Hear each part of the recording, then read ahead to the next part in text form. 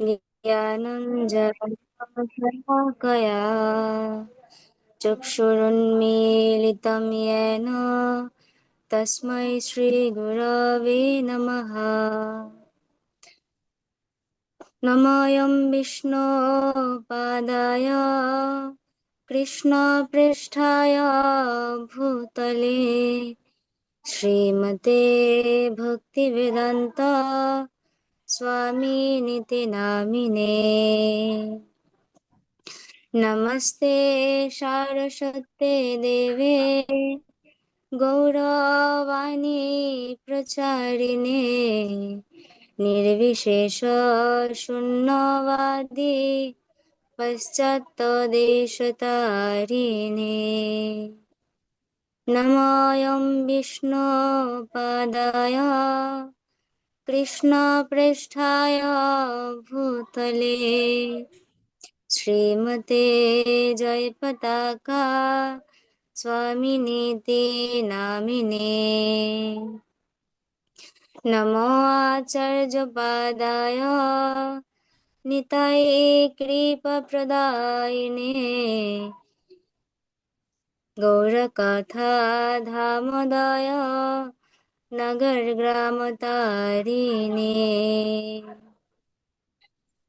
पञ्चाकल्पतरुभ्यश्च कृपासिन्धुभ्य एव च पतितानं पावनेभ्यो वैष्णवेभ्यो नमो नमः।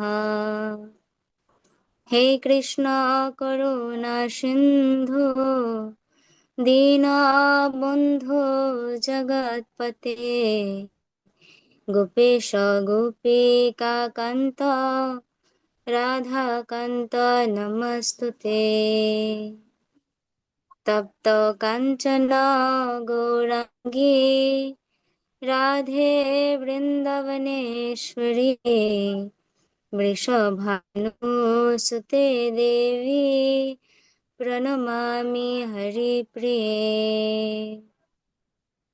जय श्रीकृष्ण चैतन्य प्रभु नित्यानन्द श्री अद्वैत गदाधर श्रीवास आदि श्री गौरभक्तवृन्द।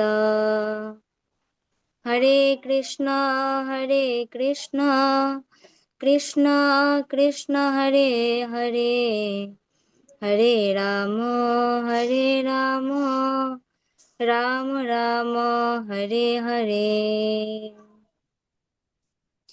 ॐ नमो भगवते वासुदेवाय ॐ नमो भगवते वासुदेवाय ॐ नमो भगवते वासुदेवाय। श्रीकृष्ण हृदयं गीता संसारमूलनाशिनीं ज्ञानं भुक्तिं मुक्तिदात्रीं गीतादेवी नमामि अहम्। देवकी नन्दन कृष्ण गीतापाठेन तुष्यति यथा न वेदैदानेन यज्ञतीर्थव्रतादिभिः। হরে কৃষ্ণ। সকল ভক্তের শ্রী চরণ কমলে আমি কৃপা ভিক্ষা প্রার্থনা করছি। আমি এই কয়েকদিন ধরে শ্রীমদ্ ভগবদ গীতার 18টি অধ্যায় ধারাবাহিকভাবে গীতা জয়ন্তী উপলক্ষে আমরা সবাই শ্রবণ এবং পাঠ করার জন্য সুযোগ পেয়েছি। তার মধ্যে আমার উপর আদেশ নির্দেশিত হয়েছে যে দ্বাদশ অধ্যায় পাঠ করা। তো আপনাদের কৃপা এবং করুণার মাধ্যমে আমি কেবল শ্রী প্রভুপাদের গীতামৃত থেকে উচ্চারণ করার চেষ্টা করব। আমার কোনো ভুল ত্রুটি হলে আপনারা পূর্বক ক্ষমা করবেন এবং আমার ভুলটা ধরিয়ে দেবেন। হরে কৃষ্ণ।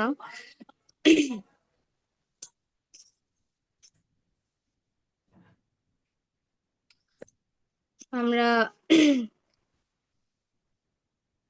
ভগবান, আমরা দেখেছি যে দ্বাদশ অধ্যায়ের পূর্বে একাদশ অধ্যায়ে বিশ্বরূপ দর্শন যোগে ভগবান অর্জুনকে বিশ্বরূপ দেখিয়েছেন, এবং তখন ভগবান অর্জুনকে বলছেন যে হে অর্জুন, আমি তোমার দিব্য চক্ষু দান করেছি, তুমি তোমার দিব্য চক্ষুর দ্বারা আমার যেই রূপ দর্শন করছো, সেই প্রকার আমাকে বেদ অধ্যয়ন, তপস্যা, দান ও পূজার দ্বারা কেউ দর্শন করতে সমর্থ হয় না।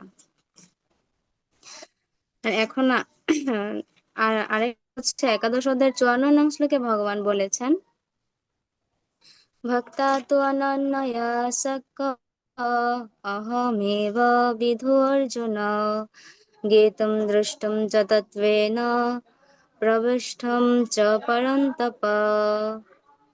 তার মানে হচ্ছে, হে অর্জুন, হে পরন্তপ, অনন্ত ভক্তির দ্বারাই কিন্তু এই প্রকার আমাকে তত্ত্বত জানতে, প্রত্যক্ষ দর্শন করতে এবং আমার চিন্ময় ধামে প্রবেশ করতে সমর্থ হয়। তো এখানে সংযোগ সূত্রটা হচ্ছে যে ভগবান একাদশ অধ্যায়ের 54 নং শ্লোকেই বলে গেছেন যে ভক্তির মাধ্যমেই কেবল ভগবানকে লাভ করা যায়। আর আমরা এখন সেই ভক্তিযোগ সম্পর্কে জানবো। গীতার 18টি অধ্যায়ের মধ্যে সব থেকে উত্তম এবং খুব সহজ পন্থা হচ্ছে ভক্তিযোগ। সেই ভক্তিযোগ সম্বন্ধে আমরা আজকে জানবো। তার আগে আরেকটু কথা হচ্ছে, আমরা জানি যে গীতার 18টি অধ্যায়কে 3টি শতকে ভাগ করা হয়েছে। মাঝের যে 6টি অধ্যায় তাকে হচ্ছে বলা হয় ভক্তি শতক। আর সেই ভক্তি শতকের যে ভক্তির পূর্ণাঙ্গ বিশ্লেষণটা হচ্ছে এই দ্বাদশ অধ্যায়ে বর্ণনা করা হয়েছে। আর ক্রমান্বতি পর্যায়ক্রমে আমরা দেখতে পাই যে প্রথমে হচ্ছে কর্মযোগ, তারপর জ্ঞানযোগ এবং তারপর হচ্ছে ভক্তিযোগ। কিন্তু এখানে শতক বিশ্লেষণের মধ্যে দেখা যাচ্ছে কি যে প্রথমে হচ্ছে কর্ম শতক, তারপর ভক্তি শতক, তারপর জ্ঞান শতক, মাঝখানে এখানে ভক্তি শতক রয়েছে। তো এটা কেন, ভক্তি শতককে এখানে কেন মাঝখানে রাখা হয়েছে, এটা আমাদের প্রশ্ন আসতে পারে। তো সেই প্রশ্নের উত্তর জানতে পারি। আমরা যে কর্ম শতকের কথা বললাম প্রথম 6টি অধ্যায়, সে দ্বিতীয় অধ্যায়ে ভগবান বলেছেন 39 আর 40 নং শ্লোকে ভক্তির কথা বিশ্লেষণ করেছেন, ভক্তির কথা বলেছেন। তো সেখানে কর্ম শতকের মধ্যে ভক্তির কথা বলা হয়েছে। সেটা কি আমরা একটু যদি পড়ি, দ্বিতীয় অধ্যায় 39-40।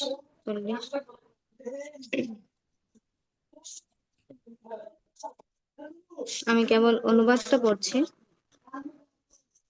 39 নং শ্লোকে বলা হয়েছে যে হে পার্থ, আমি তোমাকে সাংখ্য যোগের কথা বললাম, এখন ভক্তি যোগ সম্বন্ধিনী বুদ্ধির কথা শ্রবণ করো, যার দ্বারা তুমি কর্মবন্ধন থেকে মুক্ত হতে পারবে। তার পরবর্তী শ্লোকে আবার বলেছেন, ভক্তি যুগের অনুশীলন কখনো ব্যর্থ হয় না এবং তার কোনো ক্ষয় নেই। তার অল্প অনুষ্ঠানও অনুষ্ঠাতাকে সংসার রূপ মহাভয় থেকে পরিত্রাণ করে। তাহলে আমরা দেখতে পাচ্ছি যে কর্মশতকেও ভক্তির কথা ভগবান বিশ্লেষণ করেছেন। তাহলে কর্মশতকে ভক্তির কথা বলা হয়েছে, তার কারণ কি? কারণ কর্মযোগ মানে কি? কর্মের মাধ্যমে ভগবানের সাথে যুক্ত হওয়া। তাহলে আমরা কোন কর্ম করলে ভগবানের সাথে যুক্ত হতে পারবো? যে কর্মে ভগবান খুশি হয়। আর ভগবানের জন্য যে সমস্ত কর্ম করব তাতে অবশ্যই ভক্তিযুক্ত হয়ে কর্ম করতে হবে। এ কারণে যে কর্মশতকে ভক্তির গুরুত্বটা তুলে ধরা হয়েছে। এবং পরবর্তীতে হচ্ছে জ্ঞান, সঠিক জ্ঞান। সঠিক জ্ঞানটা অর্জন করতে হলে আমাদের কি করতে হবে? অবশ্যই ভক্তির মাধ্যমে সেই জ্ঞানটাকে অর্জন করতে হবে। জ্ঞান মানে কি? ভগবানকে জানা। তো এখানেও ভক্তি যুক্ত রয়েছে। অর্থাৎ আমরা বুঝতে পারি যে ভক্তি শতক অর্থাৎ ভক্তিটা কতটা গুরুত্বপূর্ণ। জ্ঞান এবং কর্ম দুটাতেই ভক্তিটা কতটা গুরুত্বপূর্ণ এটা কেবল বিশ্লেষণ করা বোঝানোর জন্য ভক্তি শতককে মাঝখানে রাখা হয়েছে, এবং ভক্তিটাই যে শ্রেষ্ঠ সেটা প্রমাণ করে, মানে সেটা আমরা এখান থেকেও বুঝতে পারছি। তো আমরা এখন হচ্ছে সেই ভক্তি যোগ নিয়ে আলোচনা করব, যেটা প্রত্যেকটা ভক্তের জন্য খুবই গুরুত্বপূর্ণ। কারণ ভক্তি যোগে ভগবান নিজে বলছেন যে এইরকম আচরণযুক্ত ভক্ত আমার প্রিয় ভক্ত, ইয়ো মদ ভক্ত সমে প্রিয়। তো আমরা সবাই ভগবানের প্রিয় হতে চাই, আর ভগবান নিজে বলে দিচ্ছে যে এইরকম আচরণ করো, তুমি আমার প্রিয় হবে। তো আমাদের অবশ্যই এই গুণগুলো অর্জন করতে হবে। এই কারণে আমরা চেষ্টা করব মনোযোগ দিয়ে শ্রবণ করার। শ্রীল প্রভুপাদ খুব সুন্দরভাবে বিশ্লেষণ করেছেন। ভক্তিযোগ শ্লোক 1। অর্জুন বাচ एवं सतत युक्ता ये भक्ता तं पर्युपासते ये चैवपि अक्षरमव्यक्तं तेषां के योगवित्तमः। অর্জুন জিজ্ঞাসা করেন, এভাবে নিরন্তর ভক্তিযুক্ত হয়ে যে সমস্ত ভক্তেরা যথাযথভাবে তোমার আরাধনা করেন এবং যারা ইন্দ্রিয়াতীত অব্যক্ত ব্রহ্মের উপাসনা করেন, তাদের মধ্যে কারা শ্রেষ্ঠ যোগী?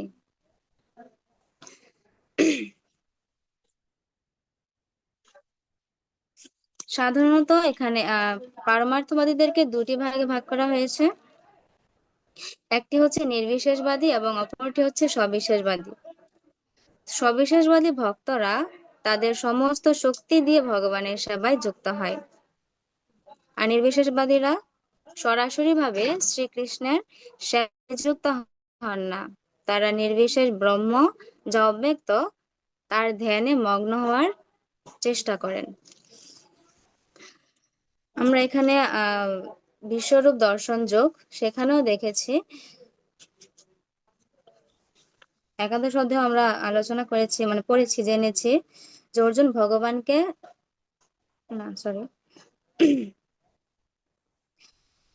এখন এখানে হচ্ছে অর্জুন ভগবানকে প্রশ্ন করছেন যে ভগবান তুমি কি নিরাকার না সাকার? অর্থাৎ মানে আমরা নর্মালি আমাদের মধ্যে এরকম প্রশ্নটা আসে যে ভগবান কি সবিশেষ না নির্বিশেষ, আর সেই উপাসনাটা দিয়ে বলা হয়েছে যে কোন উপাসনাটা শ্রেষ্ঠ। অর্জুন এখন ভগবানকে প্রশ্নটা করছেন, আর ভগবান সরাসরি ভাবে এখন আমাদেরকে উত্তর দেবেন যে কোন পন্থাটা শ্রেষ্ঠ, সবিশেষ ভগবানের সেবা করা না নির্বিশেষ, অর্থাৎ ভগবান সবিশেষ না নির্বিশেষ। তো আমরা দ্বিতীয় শ্লোকে দেখি ভগবান কি উত্তর দিচ্ছেন। শ্রী ভগবান বাচ ময়্যাবেশ মনয়ে মাম নিত্যযুক্তা উপাসতে শ্রদ্ধয়া পরয়া উপেতাতে মে যুক্ত তমা মতঃ।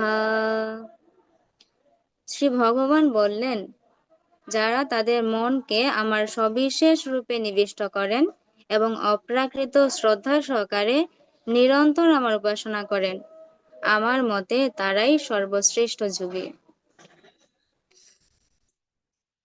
ভগবান এখানে উত্তর দিয়েছেন যে সবিশেষ রূপে যিনি নিবিষ্ট আছেন আর শ্রদ্ধা সহকারে নিরন্তর ভগবানের যে সেবা করেন সে শ্রেষ্ঠ। অর্জুনের প্রশ্নের উত্তরে শ্রীকৃষ্ণ স্পষ্টভাবে বলেছেন যে যার মন তার সবিশেষ রূপে আবিষ্ট এবং শ্রদ্ধা ও ভক্তি সহকারে যিনি তার উপাসনা করেন তিনি হচ্ছেন সর্বশ্রেষ্ঠ যোগী। এভাবেই যিনি কৃষ্ণ ভাবনায় ভাবিত হয়েছেন তিনি আর কখনো জাগতিক কর্মবন্ধনে আবদ্ধ হন না। তো এখানে ভগবান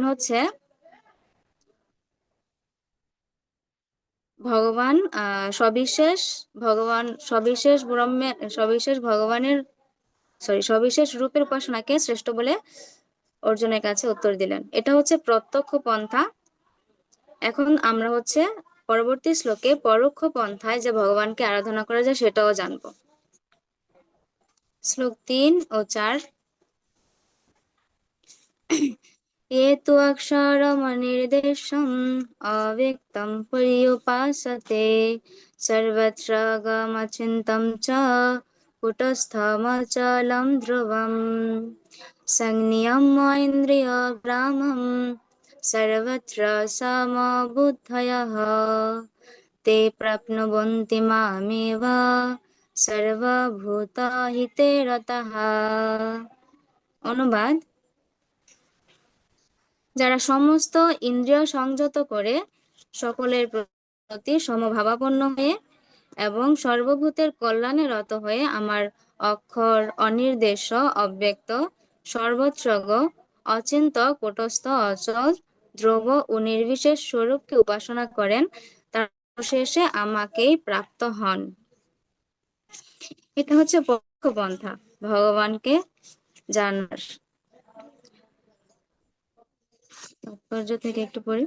যারা প্রত্যক্ষভাবে পরমেশ্বর ভগবান শ্রীকৃষ্ণের আরাধনা করেন না কিন্তু পরোক্ষ পন্থায় সে একই উদ্দেশ্য সাধন করার চেষ্টা করেন, তারাও পরিণামে সেই পরম লক্ষ্য শ্রীকৃষ্ণকে প্রাপ্ত হন। সেই বিষয় বলা হয়েছে, বহু জন্ম জন্মান্তরের পর জ্ঞানী যখন জানতে পারে যে বাসুদেবই হচ্ছেন সবকিছুর পরম কারণ, তখন সে আমার চরণে প্রবেশ করে।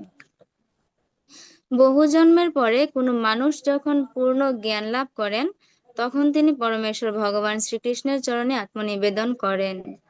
এই শ্লোকগুলিতে যে পন্থার বর্ণনা করা হয়েছে সে অনুসারে কেউ যদি ভগবানের দিকে অগ্রসর হতে চান, তাহলে তাকে ইন্দ্রিয় দমন করতে হবে, সকলের প্রতি সেবাপরায়ণ হতে হবে এবং সমস্ত প্রাণীর কল্যাণ সাধনে ব্রতী হতে হবে। এই শ্লোকের সিদ্ধান্ত হচ্ছে যে আমাদের ভগবান শ্রীকৃষ্ণের দিকে অগ্রসর হতে হবে, তা না হলে কখনোই পূর্ণ উপলব্ধি হবে না। প্রায়ই দেখা যায় যে অনেক কৃচ্ছ সাধন করার পরই কেবল শ্রীকৃষ্ণের প্রতি শরণাগতি আসে।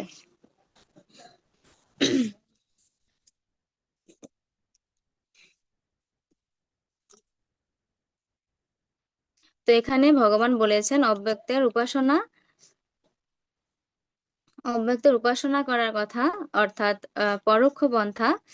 এবং ভগবান পরবর্তী শ্লোকে আমাদেরকে খুব সুন্দরভাবে বলে দেবেন যে এই অব্যক্ত উপাসনাটা যে কতটা কঠিন। শ্লোক 5। क्लेशोऽधिकतर तेषाम् अव्यक्तासक्तचेतसाम् अव्यक्ता हि गतिर्दुःखम् দেহবোধবিয়বাপ্যতে। যাদের মন ভগবানের অব্যক্ত নির্বিশেষ রূপের প্রতি আসক্ত, তাদের ক্লেশ অধিকতর, কারণ অব্যক্তের উপাসনার ফলে দেহধারী জীবদের কেবল দুঃখই লাভ হয়।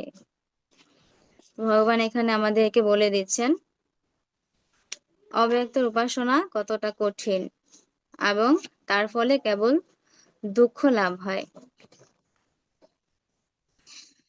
ভগবান এখানে শ্রীল প্রভুপাদ এখানে তাৎপর্য জ্ঞান যোগে আর ভক্তি যোগে সম্পর্কে বলেছেন। আমরা একটু পড়ছি।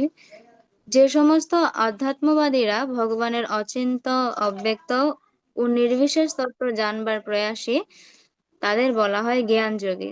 এবং যারা সম্পূর্ণরূপে কৃষ্ণ ভাবনাময় হয়ে ভক্তিযুক্ত চিত্তে ভগবানের সেবা করেন, তাদের বলা হয় ভক্তিযোগী।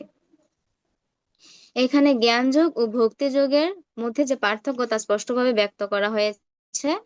জ্ঞান যোগের পন্থা যদিও পরিণামে একই লক্ষ্যে গিয়ে উপনীত হয়, তবুও তা অত্যন্ত ক্লেশ সাপেক্ষ। কিন্তু ভক্তি যোগের পন্থা সরাসরি ভাবে ভগবানের সেবা করার যে পন্থা, তা অত্যন্ত সহজ এবং তা হচ্ছে দেহধারী জীবের স্বাভাবিক প্রবৃত্তি। তাহলে আমরা এখানে ক্লিয়ার হলাম যে ভক্তি যোগটা হচ্ছে সহজ এবং এটা আমাদের স্বাভাবিক প্রবৃত্তি। কেন? ভক্তি যোগ মানে তো সেবা করা। ভগবান বলেছেন এখানে যে যিনি হচ্ছে সরাসরি ভাবে ভগবানের সেবা করবেন নিত্যযুক্ত। তো আমাদের স্বাভাবিক প্রবৃত্তি, কারণ আমরা হচ্ছে ভগবানের নিত্য দাস।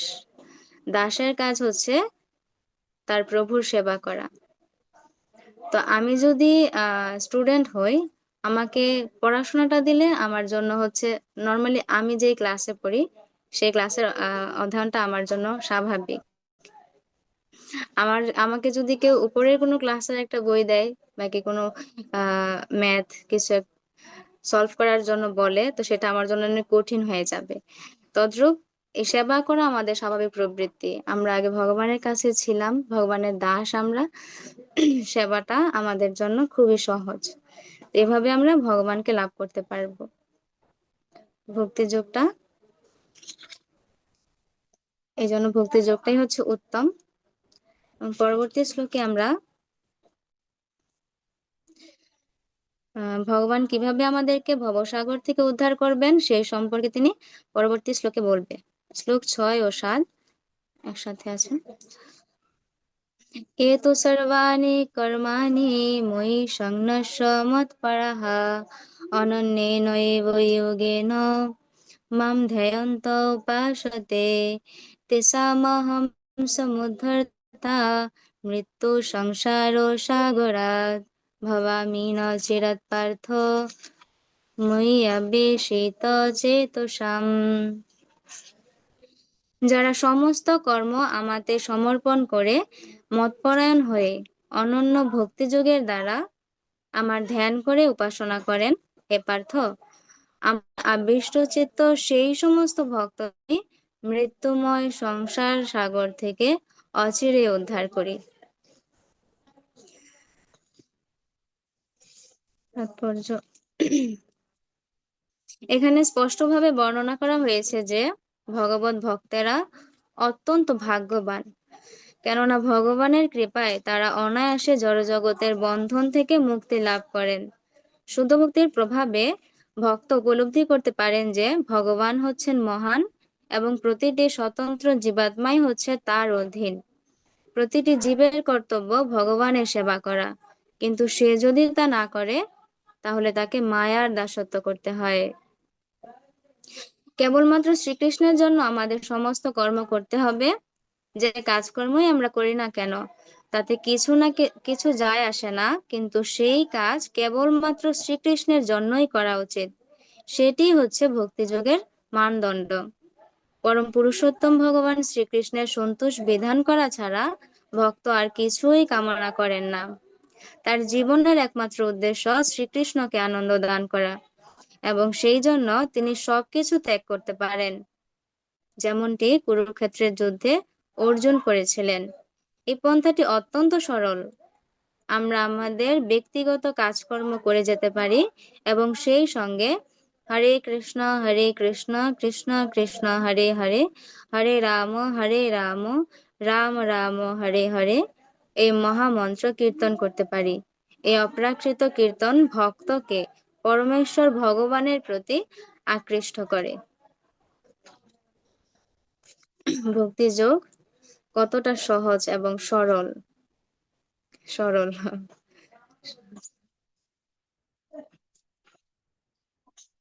এই কারণে যে কোনো বুদ্ধিমান মানুষের কর্তব্য কি অন্য সমস্ত পন্থাগুলো পরিত্যাগ করে কেবল ভগবত ভক্তির এই পন্থাটি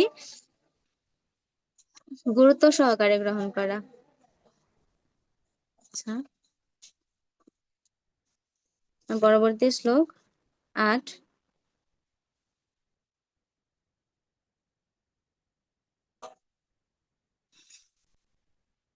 এখন আমরা হচ্ছে শ্লোক 8 থেকে 12 নং শ্লোকে জানবো কিভাবে আমরা ভগবানের চরণে আত্মসমর্পণ করতে পারি এবং আমাদের মন বুদ্ধি সমর্পণ করতে পারি।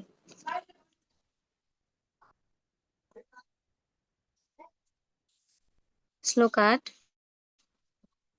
ময়্যেব মনো আধত্স ময়ি বুদ্ধিম নিবেশয়ঃ নিবশিষ্যসি ময়্যেব অত ঊর্ধ্বম ন সংশয়ঃ।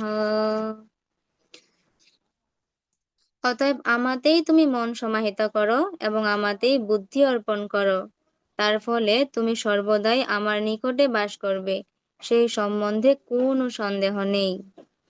এখানে ভগবান মন সমাহিত করার কথা বলছেন এবং বুদ্ধি অর্পণ করতে। আমরা গীতায় আর কয়েকটা শ্লোকেই দেখেছি ভগবান বলছে যে মনটা যেন ভগবানকে দিয়ে দিই। কারণ অর্জুন বলেছেন মনমনা সরি আমার মন অত্যন্ত চঞ্চল, এবং বায়ুকে আমি রোধ করতে পারি কিন্তু মনকে করতে পারি না। তো এই চঞ্চল মনটাকে যদি আমরা ভগবানের চরণে দিয়ে দেই তাহলে খুব সহজেই ভগবানের চরণে আত্মসমর্পণ করতে পারবো।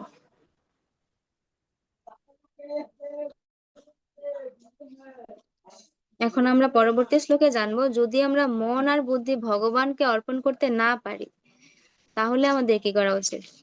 ভগবান আমাদেরকে এতটাই ভালোবাসেন, এতটাই তার কাছে নিয়ে যেতে চান, আমরা ভগবানের সন্তান, তাই ভগবান খুব সহজ সরল আমাদেরকে বলবেন তুমি যদি এটাও না পারো তাহলে কোনো সমস্যা নেই, আরো পন্থা আছে।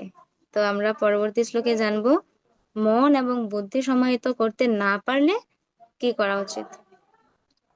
শ্লোক 9 अथ चित्वं समाधातुं न शक्नोषि मयि स्थिरम् अभ्यासयोगेन तत मामिच्छाप्तुं धनञ्जय।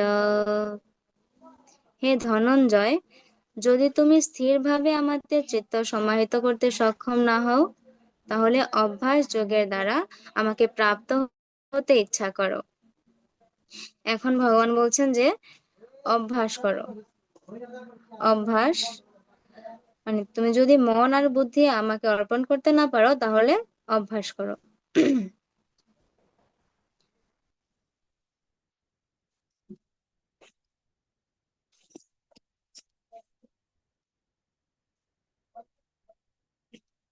তারপরে এখন ভগবান আমাদেরকে বলবে যদি আমরা অভ্যাস করতেও অসমর্থ হই তাহলে আমাদের কি করা উচিত। শ্লোক 10 বলা হচ্ছে সেটা অভ্যাসেऽপি অসমর্থয়োऽসি মৎকর্ম পরমো ভব মদর্থমপি কর্মাণি কুর্বন সিদ্ধিমবাপ্স্যসি।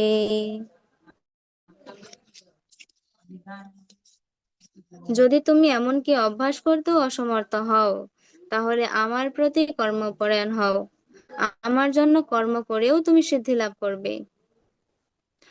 যিনি সদ্গুরু তত্ত্বাবধানে বৈধি ভক্তি অনুশীলন করতে সমর্থ নন তিনি কেবলমাত্র ভগবানের জন্ম কর্ম করার মাধ্যমে সিদ্ধি লাভ করতে পারেন। এই কর্ম কিভাবে সাধন করা যায় তা ভগবদ্গীতার 11 অধ্যায়ের 55তম শ্লোকে ব্যাখ্যা করা হয়েছে। অর্থাৎ ভগবানের জন্য কর্ম করার নির্দেশ দিচ্ছেন এখানে। যদি আমরা অভ্যাসও করতে না পারি মন বুদ্ধি ভগবানকে সমর্পণ করার জন্য করতে না পারি, পরবর্তীতে বলেছে অভ্যাস করতে না পারি, এবং এখন বলছে কর্ম কর্ম করো তাহলে।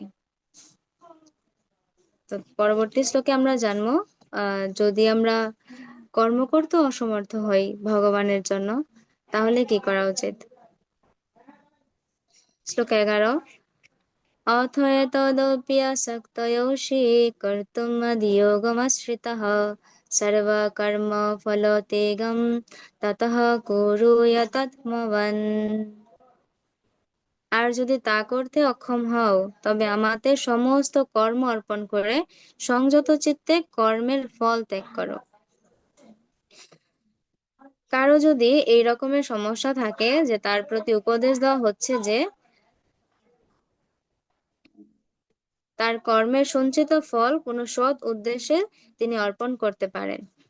বৈদিক শাস্ত্রে এই ধরনের নির্দেশ দেওয়া হয়েছে, সেখানে নানা রকম যজ্ঞবিধির বর্ণনা করা হয়েছে এবং সেখানে বিশেষ পুণ্যকর্মের অনুষ্ঠানের উল্লেখ করা হয়েছে যাতে পূর্বকৃত কর্মের ফল অর্পণ করা যায়।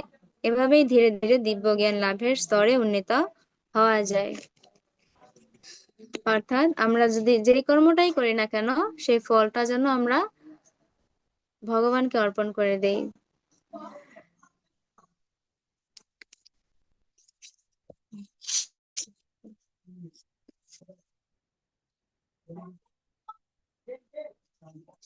এখন ভগবান 12 নং শ্লোকে যদি আমরা কেউ কর্মের ফল ভগবানকে অর্পণ করতে অসমর্থ হই, ব্যর্থ হই, তাহলে ভগবান 12 নং শ্লোকে এখন ফাইনালি বলবে আমাদের কি করা উচিত। শ্রেয় হি জ্ঞানম অভ্যাসাৎ জ্ঞানাধ্যয়নম বিশেষ্যতে ধ্যানাৎ কর্ম ফল তেগৎ শান্তি অনন্তরম। তুমি যদি এই প্রকার অভ্যাস করতে সক্ষম না হও, তাহলে জ্ঞানের অনুশীলন করো। জ্ঞান থেকে ধ্যান শ্রেষ্ঠ এবং ধ্যান থেকে কর্মফল ত্যাগ শ্রেষ্ঠ, কেননা এই প্রকার কর্মফল ত্যাগে শান্তি লাভ হয়।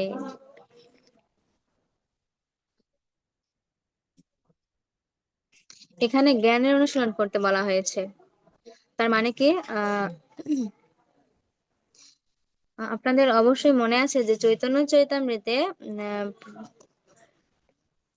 চরিতামৃতে হচ্ছে নিত্যানন্দ প্রভু এবং হরিদাস ঠাকুরকে কি বলা হয়েছিল, যে তোমরা প্রতি ঘরে ঘরে গিয়া করো এই ভিক্ষা, বলো কৃষ্ণ, ভজ কৃষ্ণ, করো কৃষ্ণ শিক্ষা। এখানে করো কৃষ্ণ শিক্ষা মানে হচ্ছে যে গীতা গ্রন্থ, এই সমস্ত যেগুলো ভগবান নির্দেশিত, ভগবান প্রদত্ত, সেই সমস্ত গ্রন্থগুলো অধ্যয়ন করে সেই শাস্ত্র থেকে জ্ঞান অর্জন করা। তো এখানে এই গীতা অধ্যয়ন করতে বলা হয়েছে, এই জ্ঞান প্রাপ্ত হওয়ার নির্দেশ দেওয়া হয়েছে এখানে ভগবান বলছেন। কারণ গীতা অধ্যয়ন করলে আমরা জানতে পারবো যে কর্মফল ত্যাগে যে কতটা শান্তি লাভ করা যায়, এবং সেই কর্মফল ত্যাগের জন্য আমরা সরি কর্মফল ত্যাগে কতটা শান্তি লাভ করা যায় সেটা আমরা গীতা অধ্যয়ন, শাস্ত্র অধ্যয়নের মাধ্যমে বুঝতে পারবো। এবং সেই শান্তি লাভ করার জন্য আমাদের কি করা উচিত, ভগবানের সন্তুষ্টি বিধানের জন্য কর্ম করা উচিত। অর্থাৎ ঘুরে ফিরে সেই 10 নং শ্লোকে ভগবান যে নির্দেশ দিয়েছেন যে আমার প্রতি কর্মপরায়ণ হও, তো ভগবানের প্রতি আমরা তখন কর্মপরায়ণ হব। যখন আমরা জ্ঞান লাভ করব, তখন আমাদের এই সমস্ত কর্মগুলো করার জন্য আমরা মানে সহজভাবে সমস্ত কর্ম, ভগবানের নির্দেশিত সমস্ত কথা শোনার, পালন করার চেষ্টা করব। তারপরে হচ্ছে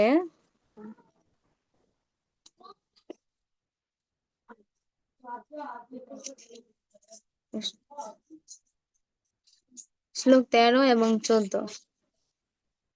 আমরা শ্রীমদ্ ভগবত গীতার 12 অধ্যায়ের ভক্তি যোগের মধ্যে শ্লোক 13 নম্বর থেকে 20 পর্যন্ত 8টি শ্লোককে ভক্তাষ্টকম বলা হয়েছে। ভক্তাষ্টকম ভক্তাষ্টকম খুবই গুরুত্বপূর্ণ। যেমন শিক্ষাষ্টকম আর হচ্ছে গুরুবাষ্টকম, এই সমস্ত অষ্টকম গুলো আমাদের প্রত্যেকটা ভক্তের জন্য গুরুত্বপূর্ণ। এই ভক্তাষ্টকমটাও আমাদের প্রত্যেকটা ভক্তের, আমরা যারা শুদ্ধ ভক্ত হতে প্রয়াস করছি, আমাদের জন্য খুবই গুরুত্বপূর্ণ। ভক্তাষ্টকমে ভগবান ভক্তদের কিরকম গুণাবলী থাকা উচিত সেগুলো সুন্দর বিশ্লেষণ করেছেন।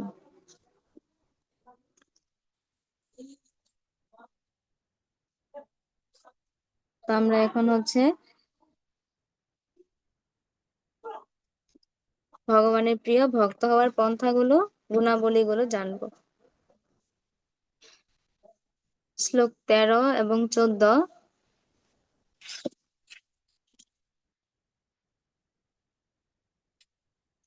অদেষ্টা সর্বভূতানাং মৎস্য করুণ এব চ নির্মম নিরহংকারঃ সমদুঃখ সুখক্ষমী সন্তুষ্ট সততম যোগী যথাত্মা ধীরনিশ্চয়ঃ ময়্যর্পিত মনো বুদ্ধি ইয়মদ্ভক্ত স মে প্রিয়ঃ।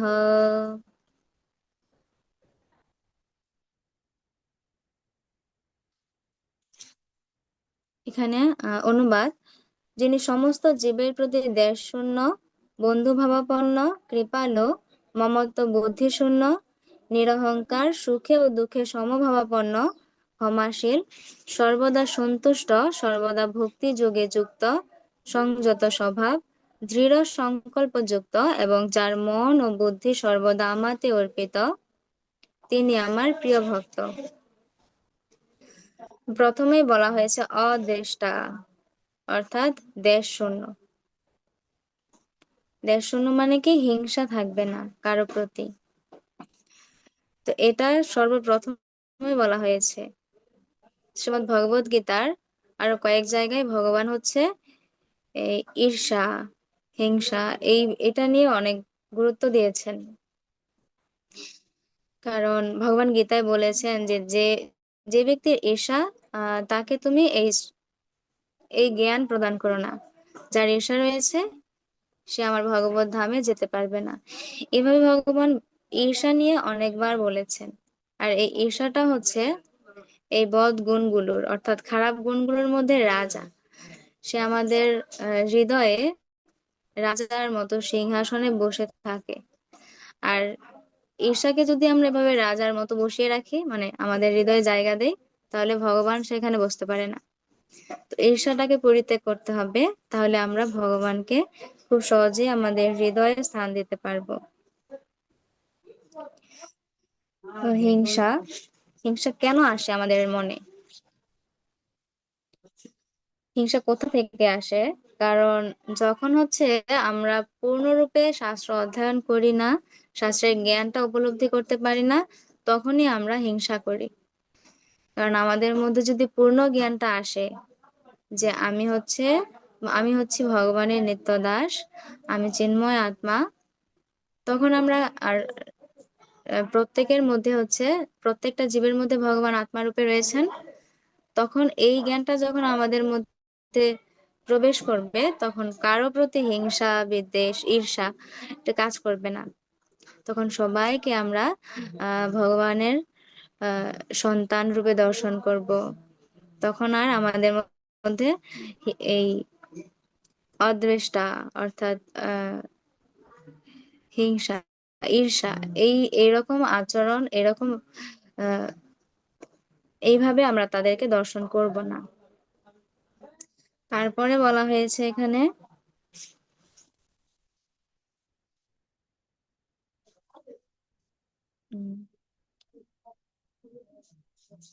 বন্ধু ভাবাপন্ন।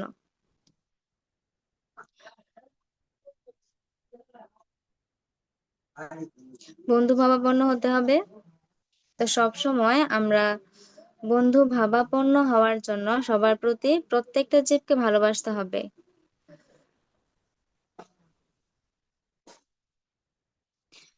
তো প্রত্যেকটা জীবকে ভালোবাসলে তাহলে আহ সবাইকে আমরা সমান জ্ঞানে দেখব, যে ও ভক্ত না, তার প্রতি আলাদা আচরণ হবে না। তখন সবার প্রতি সমান ভাব, সমান আচরণ হবে।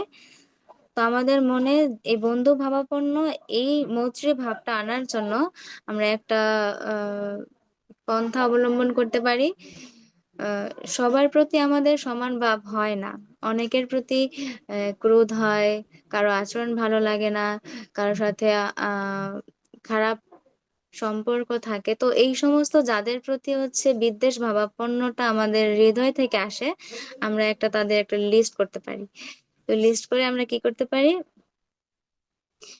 যে ওর প্রতি আমার হিংসা বা ক্রোধ জন্মাচ্ছে, তো আমরা চেষ্টা করতে পারি না এই নামগুলো বাকি ওদেরকে আমরা মাথায় রেখে তাদের সাথে যেন আমাদের সম্পর্কটা আরো গভীর হয়, ভালো হয়, এই দিকটা হচ্ছে স্মরণে রাখতে পারি। তাহলে তাদের সাথে কথা বলার সময় বাকি আচরণ করার সময় আমরা ধীরে ধীরে আমাদের মনকে আহ তাদের প্রতি একটু ভালো আচরণ, বন্ধু ভাবাপন্ন এইভাবে গড়ে তুলতে পারবো।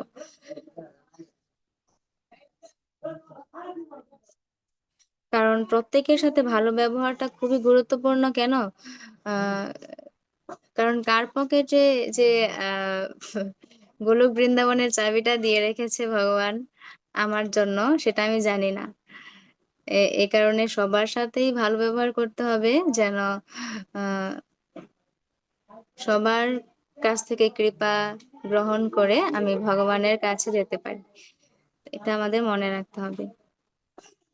তারপর বলা হয়েছে কৃপালু। তো কৃপালু হতে হবে, কৃপালু অর্থাৎ অন্যকে সাহায্য করতে হবে। অন্যকে সাহায্য করা সবার সবার মানে সাহায্যের হাত বাকি সাহায্য করার ততটা যোগ্য মানে নাও থাকতে পারে। সাহায্য করবে কিভাবে? আহ তো আমরা কি করতে পারি? সাহায্যটা খুব সহজে করতে পারি হচ্ছে প্রার্থনার মাধ্যমে। আমরা সব সময় যদি ভগবানের কাছে সবার জন্য প্রার্থনা করি, তাহলে কেবল আমরা সবসময় তো ভগবানের কাছে প্রার্থনা করি আর নিজের জন্য, নিজের পরিবারের জন্য। এখানে কেবল সবাই, যে ভগবান তুমি সকলের মঙ্গল করো, সকলকে কৃষ্ণ ভক্তি প্রদান করো, সকল এইভাবে যদি আমরা এই শব্দটাকে অ্যাড করি, তাহলে এটাও একটা কৃপালু মনোভাবটা আমাদের মধ্যে জাগরিত হবে। আর আমরা দেখতে পাই একটা উদাহরণ দেওয়া, যেখানে যে শিবী মহারাজ রয়েছেন, যিনি হচ্ছে ইন্দ্র। ইন্দ্র যে আমরা সবাই এই লীলাটা শ্রবণ করেছি, তো একটু বৃহৎ লীলা আমি সংক্ষিপ্তভাবে বলছি। ইন্দ্রদেব হচ্ছে একবার শিবী মহারাজকে পরীক্ষা করার জন্য তিনি একটা কবুতর রূপে এসেছিলেন। তো তখন একটা শকুন হচ্ছে সেই কবুতরকে তাড়া করেছে, তাকে ধরবে। তখন কবুতরটা হচ্ছে শিবী মহারাজের কাছে গিয়ে প্রাণ ভিক্ষা চাইছে, যে শিবী মহারাজ আমাকে আপনি বাঁচান, শকুন আমাকে তাড়া করেছে। তখন শিবী মহারাজ ছিল অত্যন্ত কৃপালু। তিনি হচ্ছে সেই শকুনকে বলছে, তুমি ওকে ছেড়ে দাও, কেন তুমি তাড়া করছো, তুমি ওর কাছে কি চাও? তো বলছে, আমি ওকে খেতে চাই, আমি অনেক ক্ষুধার্ত। তখন শিবী মহারাজ বলছে, আচ্ছা তুমি ওকে ছেড়ে দাও, আমি তোমাকে আমার নিজের শরীর কেটে দিচ্ছি। আমাকে খেয়ে মানে আমার ওর ওজনে এই কবুতরকে এক দাঁড়িপাল্লার এক পাশে রেখে আর তার শরীর থেকে হচ্ছে মাংস কেটে দিচ্ছে, যে তুমি আমাকে খেয়ে নাও। তো ইন্দ্রদেব তো এখানে পরীক্ষা করছে, তখন হচ্ছে ভাবেই তার হাত একটা কেটে দিল, সে ওজন উপরেই রয়ে গেছে, সমান সমান হচ্ছে না। তখন সে আরেক হাত কেটে দিল, এভাবে তার সম্পূর্ণ শরীরটাই হচ্ছে সে দিয়ে দিতে প্রস্তুত ছিল। তারপর ইন্দ্রদেব বলে যে না, আমি আপনাকে পরীক্ষা করার জন্য করেছিলাম শিব মহারাজ, আপনি অত্যন্ত কৃপালু, এরকম ভাবে। তো এভাবে আমরা শাস্ত্রে আরো দেখতে পাই অনেকেই রয়েছেন কৃপালু, যেমন চৈতন্য চৈতামৃতে বাসুদেব দত্তের কথা বলা হয়েছে। তিনি এতটাই কৃপালু, তিনি মহাপ্রভুর কাছে প্রার্থনা করেছিলেন যে এই জড়জগতের সমস্ত জীবের পাপগুলো তুমি আমাকে দিয়ে দাও, কিন্তু তাদের সবাইকে তুমি মুক্ত করে দাও। সকলের পাপ তিনি গ্রহণ করতে চেয়েছেন। তো এই কৃপা ভাবটা হচ্ছে ভক্তদের থাকা উচিত। আর সব থেকে বড় কৃপাটা কি আমরা ভাগবতমে, গীতায়, তাৎপর্যে শ্রী প্রভুপাদের কৃপা জেনেছি। সব থেকে বড় কৃপা হচ্ছে যদি আমরা কাউকে কৃষ্ণ ভক্তি প্রদান করি, বা কি কৃষ্ণ ভক্তিতে আসার জন্য আহ আমরা যদি কাউকে সহায়তা করি, অনুপ্রাণিত করি, যেটা ভক্তরা করছে শ্রী প্রভুপাদের কৃপায় আমরাও প্রাপ্ত হচ্ছি। তো আমরা এভাবে আহ কৃপালু মনোভাবটা আনতে পারি। তারপরে এখানে বলা হয়েছে মমত্ব বুদ্ধি শূন্য, মানে নির্মম। নির্মম মানে কি?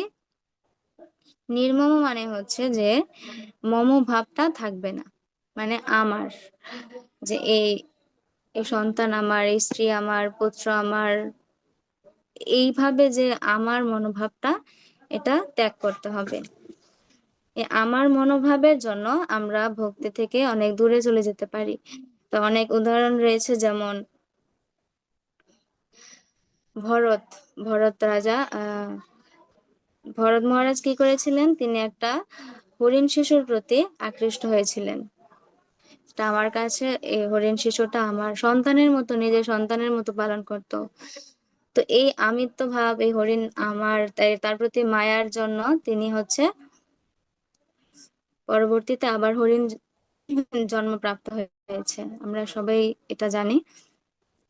ভরত মহারাজের তো একটা হরিণ শিশু ছিল, আর আমাদের এই জড়জগতে অনেক হরিণ হরিণ শিশু রয়েছে যাদের প্রতি আমরা আকৃষ্ট হই, এবং সেই আকৃষ্টতার মাধ্যমে আমরাও অধপতিত হতে পারি। তো এখান থেকে মুক্ত হওয়ার জন্য আমাদের চেষ্টা করতে হবে। আমাদের দেখতে হবে যেমন যদি কোনো অফিসের ক্যাশিয়ার বা কি যিনি হচ্ছে, হ্যাঁ ক্যাশিয়ার থাকেন, তিনি অনেক টাকা সব সময় গণনা করেন, অনেক টাকা, কিন্তু কিন্তু এই টাকাগুলোকে নিজের ভাবে না। উনি সব সময় ভাবছেন যেটা মালিকের, আমি কেবল আমার দায়িত্ব পালন করছি। তদ্রূপ আমাদেরকেও সব সময় ভাবতে হবে যে সমস্ত কিছু ভগবানের, আমি কেবল এই দেহটা যতদিন আছে ততদিন এইগুলো ব্যবহার করার জন্য, বাকি ভগবান আমাকে দিয়েছেন কেবল এই দেহটা থাকার পর্যন্ত এই জড়জগতে। আর মমভাবটা কেবল যেন হয় আমাদের ভগবানের প্রতি, কৃষ্ণ আমার।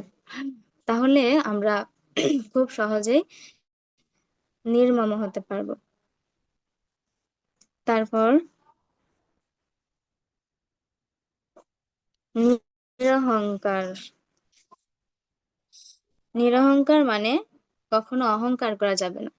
আর নিরহংকার হতে চাইলে নিরহংকার আমরা কখন হতে পারবো? যদি আমরা বৈষ্ণব সেবা করি। বৈষ্ণব সেবার মাধ্যমে আমরা খুব সহজে নিরহংকার এই গুণটা অর্জন করতে পারবো।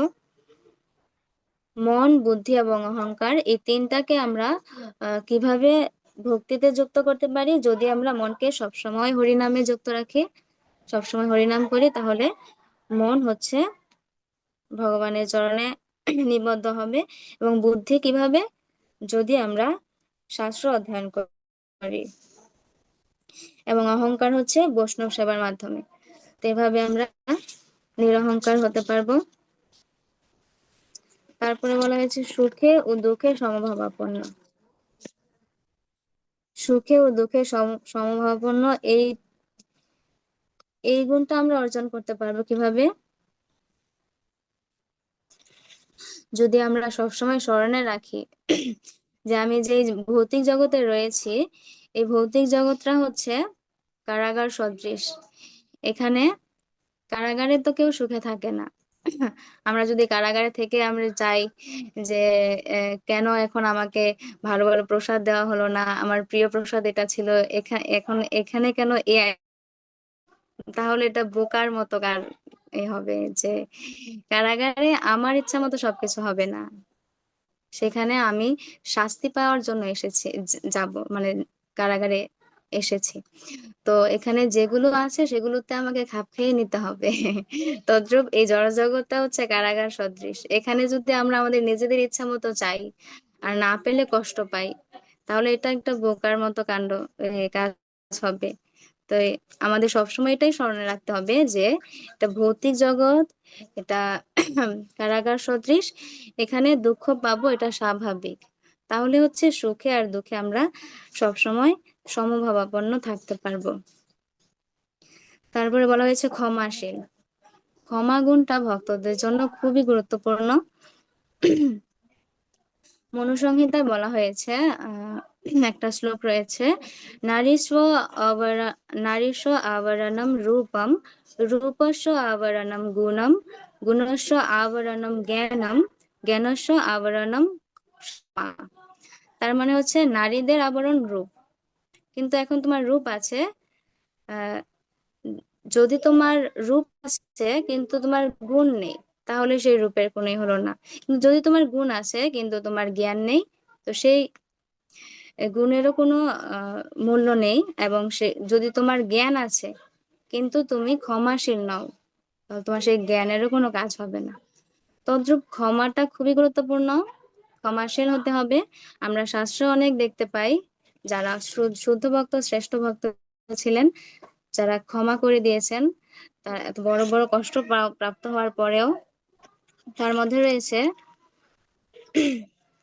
সর্বপ্রথম হচ্ছে যে আমরা ভগবানের কাছে কত অপরাধ করি। আমরা কত জন্ম পাচ্ছি, কত জন্ম, কত জনই পার হচ্ছি, ভগবানের চরণে কত অপরাধ করছি, কিন্তু ভগবান আমাদেরকে ক্ষমা করে দিচ্ছে। তবু আমাদের তিনি কত ভাবে আমাদেরকে প্রোটেক্ট করছেন, আমাদের জন্য কত কিছু প্রদান করছেন। তো এইটা হচ্ছে সব থেকে বড়, যে ভগবান ক্ষমা করে দেয় আমাদেরকে। তার আরো রয়েছে যে, যেমন পরীক্ষিত মহারাজকে সৌমিক ঋষির ছেলে অভিশাপ দিয়েছে। পরীক্ষিত মহারাজ ছিলেন শ্রেষ্ঠ ভক্ত, তিনি একজন রাজা ছিলেন, কিন্তু তিনি হচ্ছে তথাস্তু গ্রহণ করেছে তার অভিশাপটা। শ্রেষ্ঠ ভক্ত, এই জন্য তিনি সৌমিক ঋষিকে পারতেন না, তিনি সৌমিক ঋষির ছেলেকে রাজা হয়ে একটা শাস্তি দিয়ে দিতে, তুমি কত বড় সাহস, তুমি আমাকে অভিশাপ দাও। কিন্তু তিনি ক্ষমা করে দিয়েছেন। উনি ওনার ভুলটা বুঝতে পেরেছে এবং অভিশাপটা খুব সহজে গ্রহণ করেছেন। তারপরে রয়েছে দ্রৌপদী। খুবই দ্রৌপদীর পাঁচটা পুত্রকে অশ্বত্থামা মেরে ফেলেছে, আর দ্রৌপদী খুব সহজেই তাদেরকে ক্ষমা করে দিয়েছেন। এই অশ্বত্থামাকে ক্ষমা করে দিয়েছে। যে অশ্বত্থামাকে যদি এখন অর্জুনকে বলছেন, মানে পঞ্চপান্ডবকে বলছে, আপনারা যদি ওকে মেরে ফেলেন, আমি যেমন কষ্ট পেয়েছি, আমার সন্তানরা আমাকে মৃত্যুবরণ করার ফলে তার মাও কষ্ট পাবে। এভাবে আরো অনেক সুন্দর সুন্দর ব্যাখ্যা রয়েছে শ্রীমদ্ ভাগবতমে। তো দ্রৌপদী ক্ষমা করে দিয়েছে। তারপর আমরা দেখতে পাই অম্বরীশ মহারাজ, তিনি দুর্বাসা মুনিকে ক্ষমা করে দিয়েছেন। তো শ্রেষ্ঠ ভক্তদের আবার এই প্রহ্লাদ মহারাজ, তার বাবা তাকে কত ভাবে শাস্তি দিয়েছেন, কষ্ট দিয়েছে, মারার চেষ্টা করেছে, তিনি ক্ষমা তো করেছে, আবার সেই সাথে বাবার জন্য প্রার্থনা করেছে। তো ভক্তদের এই মহান মহান কীর্তিগুলো, যেগুলো আমাদের ভক্তিতে আহ অগ্রসর হতে এবং আমাদের অনুপ্রাণিত করে, যে ওরা পেরেছে, ওরা এত বড় বড় কষ্ট পেয়ে খুব সহজে ক্ষমা করতে পেরেছে। আর আমরা এখন অল্পতেই একটু কিছু হলেই মূলত আমি কষ্ট পেয়ে যাই, ক্ষমা করার মনোভাবটা আসে না। তো এগুলো থেকে আমরা এই শিক্ষাটা নিতে পারি। তো সর্বদা সন্তুষ্ট, সবসময় সন্তুষ্ট আমরা কিভাবে থাকবো? যদি আমরা ভগবানের কৃপাটাকে সবসময় মনে রাখি, যে ভগবান আমাদের সবসময় কৃপা করেন, তাহলে আমরা সবসময় সন্তুষ্ট থাকতে পারবো। ভগবান যেভাবে রাখে তাতেই আমরা খুশি থাকতে পারবো। তারপরে হচ্ছে রয়েছে সর্বদা ভক্তি যোগে যুক্ত, যেটা আমরা শিল প্রভুপাদের কৃপায় আমরা সব সময় হচ্ছে ভক্তি যোগে যুক্ত থাকার জন্য একদম সকাল মঙ্গল আরতি থেকে শুরু করে ঘুমানোর আগ পর্যন্ত একটা রুটিন পেয়ে গেছি। তো যদি কেবল আমরা গুরু মহারাজের এই কৃপাটা এবং নির্দেশনাটা মাথায় রেখে এটা যথাযথভাবে পালন করি, তাহলে আমরা সব সময় ভক্তি যোগে যুক্ত থাকতে পারবো। সংযত স্বভাব, আমাদের স্বভাবটাকে সংযত করতে হবে।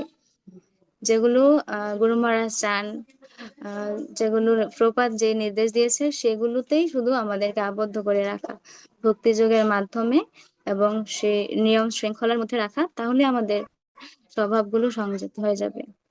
দৃঢ় সংকল্পযুক্ত, দৃঢ় সংকল্পযুক্ত হতে পারবো যে প্রপাত, গুরু মহারাজ সবকিছুতেই তাদের ইচ্ছাগুলোকে পূরণ করব। দীক্ষার সময় গুরু মহারাজকে যেই প্রতিশ্রুতি দিয়েছি সেগুলো পালন করব, এভাবে। তারপর বলছে, যার মন ও বুদ্ধি সর্বদা আমাতে অর্পিত। মন ও বুদ্ধি, এটা খুব অনেকবারই বলেছেন। তো মন ও বুদ্ধি সবসময় ভগবানের চিন্তন, হরিনাম এবং ভগবানকে খুশি করার জন্য সমস্ত কাজ করার চেষ্টা করা, তাহলে মন বুদ্ধি সবসময় ভগবানে থাকবে। তো যদি এই সমস্ত গুলো আমাদের গুণ, এই গুণগুলো আমাদের মধ্যে আনি, তাহলে ভগবান বলছে, ইয় মদ ভক্ত সমে প্রিয়, সে ভক্ত আমার প্রিয় হবে। এখানে ভগবান বলে দিচ্ছে, আমরা কিন্তু যাকে ভালোবাসি তাকে খুশি করার জন্য সবসময় প্রস্তুত, মানে চেষ্টা করি, যে আমার সন্তানকে ভালোবাসি, বাকি আমার মা বাবাকে, যে যাকে ভালোবাসে তাকে, যে সে এটা পছন্দ করে আমি এটা এটা করি। তদ্রূপ ভগবান এখানে বলে দিচ্ছে যে এই এই গুণগুলো আমার প্রিয়, এখন তুমি এগুলো তোমার মধ্যে আনো, তুমি আমার প্রিয় পাত্র হয়ে যাবে। প্রিয় ভক্ত হয়ে যাবে। আর আমরা নিজে থেকে যদি চাই যে ভগবানকে কিভাবে খুশি করব, কিভাবে খুশি করব, এভাবে যদি নিজে নিজে পরিকল্পনা করি, এটা করি এটা করি, তাহলে হচ্ছে খুশি করাটা কঠিন হয়ে যায়। আর এখানে ভগবান নিজেই বলে দিচ্ছে, তো এগুলো আমাদের মধ্যে আনলে এটা খুব সহজে আমরা চেষ্টা করে ভগবানের প্রিয় হতে পারবো। তারপরে শ্লোক 15। यस्मात् न द्विजते लोक लोकात् न द्विजते च य हर्षमर्षभयोद्वेगै मुक्त य स च मे प्रियः। যার থেকে কেউ উদ্বেগ প্রাপ্ত হয় না, যিনি কারো দ্বারা উদ্বেগ প্রাপ্ত হন না, এবং যিনি হর্ষ, ক্রোধ, ভয় ও উদ্বেগ থেকে মুক্ত, তিনি আমার অত্যন্ত প্রিয়। ভক্তের আরো কয়েকটি গুণের কথা এখানে বর্ণনা করা হয়েছে।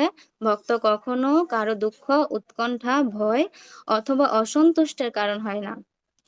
যেহেতু ভক্ত সকলের প্রতি কৃপাপরায়ণ, তাই তিনি কখনোই এমন কোনো কাজ করেন না যার ফলে কারো উদ্বেগের সৃষ্টি হতে পারে। তেমনি কেউ যদি ভক্তকে উৎকণ্ঠিত করতে চায়, তাতে তিনি কোনো মতে বিচলিত হন না। ভগবানের কৃপার ফলে তিনি এমন ভাবে অভ্যস্ত যে যে কোনো রকম বাহ্যিক গোলযোগের দ্বারা তিনি বিচলিত হয় না। প্রকৃতপক্ষে ভক্ত যেহেতু সর্বদাই শ্রীকৃষ্ণের সেবায় নিয়োজিত এবং শ্রীকৃষ্ণের ভাবনায় মগ্ন থাকেন, জড়জগতের কোনো অবস্থায় তাকে বিচলিত করতে পারে না। এখানে একটা উদাহরণ দিতে পারি, যদি আমরা সব সময় ভগবানের চিন্তায়, ভগবানের সেবায় থাকি, তাহলে বাইরে কে কি করছে সেটা আমরা কোনোভাবেই হচ্ছে তাতে প্রভাবিত হব না। তো নর্মালি যদি আমি কানে হেডফোন দিয়ে কোনো ভজন শ্রবণ করি, তাহলে বাইরে কেউ এসে আমাকে অনেক বকা দিয়ে গেল, অনেক কিছু বলে গেল, সেটা আমি বুঝতে পারবো না কি বললো। তদ্রূপ আমরা যদি সবসময় ভগবানের সেবায় থাকি, ভগবানের চিন্তায় থাকি, বাইরে কত দুঃখ কষ্ট কি কি হচ্ছে এই জড়জাগতিক কোনো কিছু আমাদেরকে আর কোনোভাবেই দুঃখ কষ্ট কিছু করতে পারবে না, কোনোভাবেই ভক্তিযোগ থেকে, ভগবানের চরণ থেকে দূরে নিতে পারবে না। এই কারণে সবসময় ভক্ত হচ্ছে উদ্বেগ শূন্য থাকেন, ভয় ক্রোধ থেকে মুক্ত থাকে। শ্লোক শোনো। অনপেক্ষः শুচিদক্ষ উদাসীন গত ব্যথः সর্বারম্ভ পরিত্যাগী ইয়মদ্ভক্ত স মে প্রিয়ঃ। যিনি নিরপেক্ষ, শুচি, দক্ষ, উদাসীন, উদ্বেগ শূন্য এবং সমস্ত কর্মের ফল ত্যাগী, তিনি আমার প্রিয় ভক্ত। ভক্তকে টাকা পয়সা দান করা যেতে পারে, কিন্তু তিনি কখনো সেগুলি পাবার জন্য সংগ্রাম করেন না। ভগবানের কৃপায় যদি আপনা থেকেই তার কাছে টাকা পয়সা আসে, তাতে তিনি বিচলিত হন না। ভক্ত স্বাভাবিকভাবেই দিনে দুবার স্নান করেন এবং ভগবানের সেবার জন্য খুব সকালে ঘুম থেকে ওঠেন। তাই তিনি স্বভাবতই অন্তরে ও বাইরে অত্যন্ত নির্মল। ভক্ত সর্বদাই সুদক্ষ, কারণ জীবনের সমস্ত কর্মের যথার্থ উদ্দেশ্য সম্বন্ধে তিনি সম্পূর্ণ রূপে অবগত এবং প্রামাণিক শাস্ত্র সম্বন্ধে সর্বতোভাবে নিঃসন্দেহ। ভক্ত কখনোই কোনো বিশেষ দলের পক্ষ অবলম্বন করেন না, তাই তিনি সর্বদাই উদাসীন। তিনি সর্বোপাধি বিনির্মুক্ত, তাই তিনি কখনোই ক্লেশ ভোগ করেন না। তিনি জানেন যে তার দেহটি একটি উপাধি মাত্র, তাই কখনো যদি দেহের কোনো রকম যাতনা হয়, তাতে তিনি অবিচলিত থাকেন। শুদ্ধ ভক্ত এমন কিছুর প্রয়াস করেন না যা কৃষ্ণ ভক্তির প্রতিকূল। তো এখানে শুচি, দক্ষ, উদাসীন, উদ্বেগ শূন্য এবং সমস্ত কর্মের ফল ত্যাগী, এই গুণগুলোর কথা বলা হয়েছে। তাহলে আমরা ভগবানের প্রিয় হতে পারবো। শীত লাগছে। শ্লোক 17। ইয়নরিষ্যতি ন দৃষ্টি ন শুচতি ন কাঙ্ক্ষতি শুভাশুভ পরিত্যাগী ভক্তিমান্ স মে প্রিয়ঃ। যিনি প্রিয় বস্তুর প্রাপ্তিতে হৃষ্ট হন না এবং অপ্রিয় বস্তুর প্রাপ্তিতে দ্বেষ করেন না, যিনি প্রিয় বস্তুর বিয়োগে শোক করেন না, অপ্রাপ্ত ইষ্ট বস্তু আকাঙ্ক্ষা করেন না, শুভ ও অশুভ সমস্ত কর্ম পরিত্যাগ করেছেন এবং যিনি ভক্তিযুক্ত, তিনি আমার প্রিয় ভক্ত। প্রিয় বস্তুর প্রাপ্তিতেও তিনি হৃষ্ট হয় না এবং অপ্রিয় বস্তুর প্রাপ্তিতে দ্বেষ করেন না, প্রিয় বস্তুর বিয়োগে শোক করে না, অপ্রাপ্ত ইষ্ট বস্তু আকাঙ্ক্ষাও করেন না এবং শুভ অশুভ সব কর্মের ফল তিনি ত্যাগ করেছেন। অর্থাৎ ভক্ত সবসময় ভাবে আমি এখন যা প্রাপ্ত হচ্ছি এগুলো হচ্ছে ভগবানের কৃপা। আর যদি কখনো কোনো কষ্ট পায়, ভাবে যে পূর্ববর্তী জীবনে হয়তো আমি কোনো অপরাধ করেছিলাম, সেই অপরাধের ফলটা ভগবান আমাকে প্রদান করেছেন। আর ভগবান আমার প্রতি এতটাই কৃপাময়, তিনি আমাকে স্বল্প শাস্তি দিয়ে আমার পাপের ফলটা তিনি ক্ষয় করছেন। আমি এর থেকে আরো বেশি শাস্তি পাওয়ার যোগ্য, এরকম ভক্ত সবসময় চিন্তা করেন। এই কারণে তিনি হচ্ছেন সবসময় সমান ভাব থাকে। সমস্ত কর্মের ফল তিনি ভগবানকে অর্পণ করেন। কিভাবে? তিনি তো সবকিছুই করেন কৃষ্ণের জন্য, কেবল কৃষ্ণকে সন্তুষ্ট করার জন্য। এই জন্য কোনো কর্মফল ওনার জমা হয় না, ভক্তদের জমা হয় না। শ্লোক 18-19। समशत्रौ च मित्रे च तथा मानापमानयः शीतोष्णसुखदुःखेषु समः सङ्गविवर्जितः तुल्यो निन्दास्तुतिमौनी सन्तुष्ट येन केनचित् अनिकेतः स्थिरमति भुक्तिमान् मे प्रिय नरः। যিনি শত্রু ও মিত্রের প্রতি সমবুদ্ধি, যিনি সম্মানে ও অপমানে, শীতে ও গরমে, সুখ ও দুঃখে এবং নিন্দা ও স্তুতিতে সমভাবাপন্ন, যিনি কুসঙ্গ বর্জিত, সংযত বাক, যৎকিঞ্চিত লাভে সন্তুষ্ট, গৃহাসক্তি শূন্য এবং যিনি স্থির বুদ্ধি ও আমার প্রেমময় সেবায় যুক্ত, সেই রকম ব্যক্তি আমার অত্যন্ত প্রিয়। শত্রু ও মিত্রের প্রতি সমবুদ্ধি, ভক্তরা তো সবসময় মৈত্রী ভাবাপন্ন হবেন, আমরা আগে পড়েছিলাম। তাহলে তার তো কোনো শত্রুই নেই, উনি সবাইকে ভগবানের সন্তান বলে দর্শন করবেন, সকলের মধ্যে ভগবান আত্মারূপে অবস্থান করছেন, এইভাবে দর্শন করবেন। যেমন আমরা যদি কাউকে সমবুদ্ধি বলেছে, আচ্ছা, তাহলে সবাইকে সমানভাবে দর্শন করবে। আর তারপর বলেছে যিনি সম্মানে অপমানে, সম্মান ও অপমান, ভক্তরা তো সম্মান আর অপমানটা আমরা প্রাপ্ত হই হচ্ছে এই দেহের মাধ্যমে, তাই না? এই দেহের কার্যকলাপের মাধ্যমে। ভক্ত তো সবসময় স্মরণে রাখবে যে আমি দেহ নই, আমি আত্মা। তাহলে এই দেহকে নিয়ে কেউ সম্মান করলো বা কেউ অপমান করলো, সেটা তাদের যায় আসে না। তারা এতে হচ্ছে কোনোভাবে দুঃখ বা সুখ প্রাপ্ত হয় না। শীতে ও গরমে, শীতের সময় ভক্তরা সকালে উঠে মঙ্গল আরতির জন্য সকালে মানে স্নান করে মঙ্গল আরতি করবে, এবং গরমেও, আর গরমে অধিক গরমেও হচ্ছে ভগবানের জন্য রন্ধন করবে আগুনের কাছে বসে চুলায়। তো এভাবে সব সময় হচ্ছে ভক্তরা ভগবানের সেবায় থাকবে যুক্ত, আর ভগবানের সেবায় থাকার মাধ্যমে এই সমস্ত দুঃখগুলো তার দুঃখই মনে হবে না। সুখে দুঃখে নিন্দা স্তুতিতে সবসময় সে সমভাবাপন্ন, কুসঙ্গ বর্জিত, সংযত বাক। সংযত বাক বলতে যে কম কথা বলা তা না, জাগতিক কথা বলবে না। ভক্ত সবসময় আহ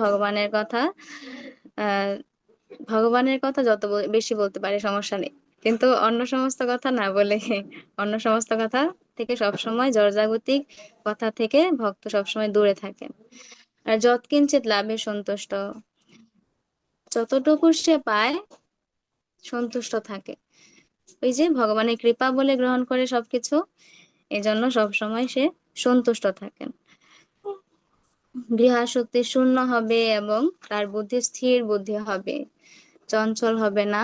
সব সময় তিনি ভগবানের চিন্তা, ভগবানের সেবা এগুলো নিয়ে থাকে, তো স্থির বুদ্ধি হয়।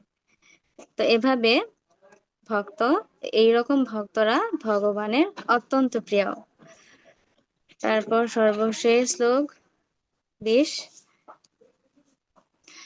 एतो धर्मामृतमिदं यथा उक्तं पर्युपासते श्रद्धाना मत्परमा भक्ता ते अतीव मे प्रियः। যারা আমার দ্বারা কথিত এই ধর্মামৃতের উপাসনা করেন, সেই সকল শ্রদ্ধাবান মতপরায়ণ ভক্তগণ আমার অত্যন্ত প্রিয়। হরি বল। তো এখানে ভগবানের দ্বারা কথিত এই ধর্মামৃতের যারা উপাসনা করেন, অর্থাৎ ভগবান যে ভক্তিযোগের কথা বলেছেন, যারা হচ্ছে ভক্তিযোগ যথাযথভাবে ভগবান যেভাবে চাচ্ছেন এভাবে পালন করেন, ভগবান সেই সমস্ত ভক্তদেরকে অনেক ভালোবাসে। তারপর থেকে একটু বলি, যতক্ষণ পর্যন্ত শুদ্ধ ভক্তের সঙ্গ লাভের সুযোগ না পাওয়া যায় ততক্ষণ পর্যন্ত নির্বিশেষ ব্রহ্মজ্যোতির ধ্যান করা লাভজনক হতে পারে, কিন্তু ভগবানের সবিশেষ রূপের ভক্তিযুক্ত সেবাই হচ্ছে পরম প্রাপ্তি। শুদ্ধ ভক্তের সঙ্গ লাভ না করা পর্যন্ত এই পন্থার প্রয়োজনীয়তা আছে। আমরা প্রথমে যে পড়েছিলাম, অর্জুন ভগবানকে যে প্রশ্ন করেছিল, সেই সম্পর্কে প্রভুপাদ এখানে একটু বললেন। সাধু সঙ্গের প্রভাবে অনন্য ভক্তি ভগবানের সেবা করার প্রতি আসক্তি জন্মায় এবং তার ফলে সদ্গুরু লাভ হয় এবং তার কাছ থেকে শ্রবণ কীর্তন করা শুরু হয়, এবং তখন দৃঢ় বিশ্বাস, আসক্তি ও ভক্তি সহকারে বৈদিক ভক্তির অনুশীলন সম্ভব হয়। এভাবেই ভগবানের অপ্রাকৃত সেবায় নিযুক্ত হতে হয়। এই অধ্যায়ে এই পন্থা অবলম্বন করার পরামর্শ দেওয়া হয়েছে। হরি বল। তো আমরা আজকে জানতে পেরেছি যে ভক্তিযুক্ত হয়ে ভগবানের সবিশেষ রূপের উপাসনাই হচ্ছে সর্বশ্রেষ্ঠ, আর সেই ভগবানকে খুশি করার জন্য কিছু গুণাবলী রয়েছে যেগুলো ভগবান এখানে বলেছেন। তো আমরা সবাই চেষ্টা করব যেন এই গুণগুলো আমাদের মধ্যে ধীরে ধীরে আহ সবার মধ্যে অবশ্যই রয়েছে এখানে, আর আমার মতো যারা আছে যেমন আমার নেই, তো আপনারা কৃপা করবেন যেন এই গুণগুলো অর্জন করতে পারি। আমি দ্বাদশ অধ্যায় অধ্যয়ন করলাম, আপনাদের কৃপা, সম্পূর্ণ আপনাদের কৃপা। আমি নিজে অনেক ভয় পাচ্ছিলাম, ভক্তদের কৃপায় সম্পূর্ণ হলো। আসলে প্রভুপাদ এখানে আরো বিস্তারিত অনেক সুন্দরভাবে বিশ্লেষণ করেছে, আমি সম্পূর্ণটা পড়ারও সুযোগ পাইনি। যতটুকুই বলেছে আপনাদের কৃপায়, ভুল ত্রুটি হলে আমায় কৃপাপূর্বক ক্ষমা করবেন আর আমার ভুলটা একটু ধরিয়ে দেবেন। আমি অনেক সব দিক দিয়ে কনিষ্ঠ, কোনো জ্ঞান নেই, বলেছি কেবল আমার ভুলটা যেন সংশোধিত হয় এই কারণে। তো আমায় কৃপা রাখবেন সবাই। পঞ্চকল্পতরুভ্যশ্চ কৃপা সিন্ধুভ্যেব চ পতিতানাং পাবনেভ্যো বৈষ্ণবেভ্যো নমঃ।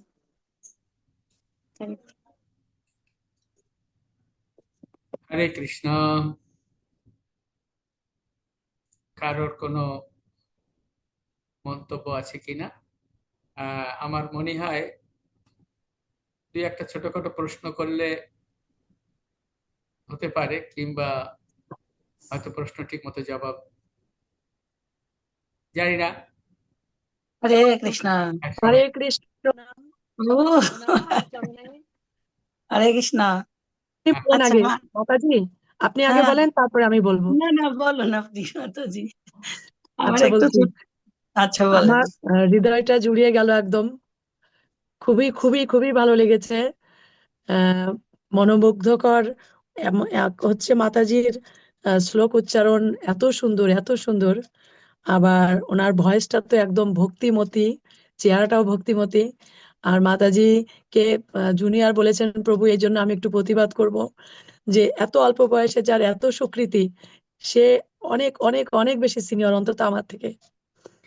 আর আমার কালকে থেকে মনটা খুব একটু ওই ছিল, উদ্বিগ্ন ছিল, একটু খারাপ ছিল যে আমি কালকেই জেনেছি শরণাগতি আমি ভেবেছিলাম যে শরণাগতি ভগবানের কাছে চাইতে হয় বারবার করে, বা গুরু মহারাজও বলেছেন ভগবানের কাছে প্রার্থনা করতে হবে, বলতে হবে যে আমি আপনার চরণে শরণাগত। কিন্তু শরণাগত বিষয়টা যে অনেক বড় স্তরের, সে যে ব্রহ্মভূত স্তরের বিষয়, সে স্তরে উপনীত হওয়া আমার পক্ষে কখনোই সম্ভব না। আমি অত্যন্ত অযোগ্য।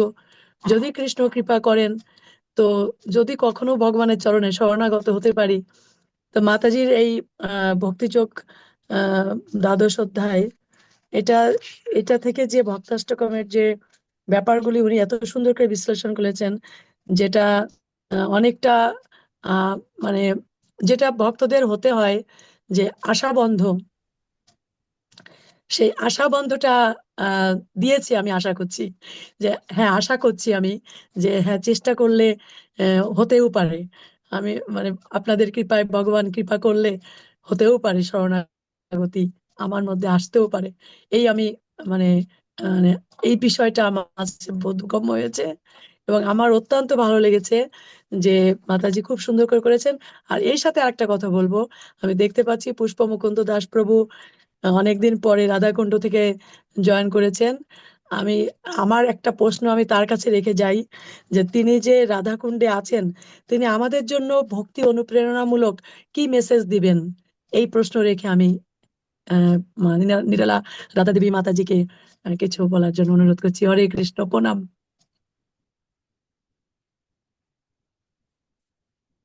প্রণাম। আহ নিরালা রাধা দেবী দেশী মাতাজি, বলুন। হরে কৃষ্ণ, সকল বৈষ্ণব চরণে আমার প্রণাম।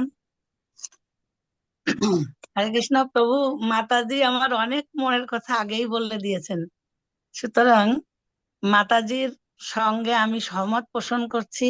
অত্যন্ত অত্যন্ত সুন্দর। আমি মানে একেবারে মানে কিভাবে মনোমুগ্ধ ভাবে দর্শন করছিলাম, ওকে একবার দেখছি আর গ্রন্থের মধ্যে পড়ছি, মানে এত স্পষ্ট, এত সুন্দর শ্লোক উচ্চারণ। যা হোক, তার বলার অপেক্ষা রাখে না, আপনারা সবাই শ্রবণ করেছেন সুন্দর মতো, তাই এর জন্য অনেক ধন্যবাদ মাতাজিকে। তা আমার একটু ছোট্ট একটা কোশ্চেন ছিল, যদি অনুমতি দেন তো করতে পারি। হ্যাঁ, করুন করুন। হরে কৃষ্ণ। ভগবান এখানে সব জায়গায় বলেছেন যে আমাকে কর্মের ফল অর্পণ করো, কর্মের ফল অর্পণ করো। এখন মাতাজির কাছে আমার এই প্রশ্ন, যে আমরা কর্মের ফলটা কিভাবে ভগবানকে অর্পণ করতে পারি। হরে কৃষ্ণ। হরে কৃষ্ণ। আমি ভক্তদের শ্রীমুখ থেকে যেটুকু শুনেছিলাম আমি একটু বলার চেষ্টা করছি। ক্লাসে একবার বলেছিল প্রভু, একটা উদাহরণ দিয়েছিল, উম, যে আমরা কর্ম করি, একটা উদাহরণস্বরূপ যেমন অন্ন রান্না করছি। তো অন্ন রান্না করছি, অন্ন রান্না করতে কি কি লাগবে? চাল লাগবে, তারপর চালটা ধুতে হবে, তারপর সেই চালটা হচ্ছে একটা হাঁড়িতে হচ্ছে জল দিয়ে চুলায় বসাতে হবে, সেখানে এই ধোয়া চালটা হচ্ছে দিয়ে রান্না করতে হবে। এগুলো হচ্ছে কর্ম। তো এই সমস্ত কর্মের ফলটা কি হবে? যখন হচ্ছে অন্ন রান্নাটা কমপ্লিট হবে, সে অন্নটা হচ্ছে ফল। এই ফলটা ভগবানকে নিবেদন করতে হবে। অর্থাৎ আমরা যে কাজটাই করছি না কেন, কাজের ফলটা যেটা পাচ্ছি সেটা ভগবানকে দিতে হবে। ভগবানকে দিয়ে আমরা সে প্রসাদটা গ্রহণ করতে পারি। হরি বল। ভুল হলে একটু কৃপা করে বলে দেবেন। হরে কৃষ্ণ, খুব সুন্দর উত্তর, সুন্দর উত্তর, আমি অনেক খুশি হয়েছি। হরি বল। হরে কৃষ্ণ।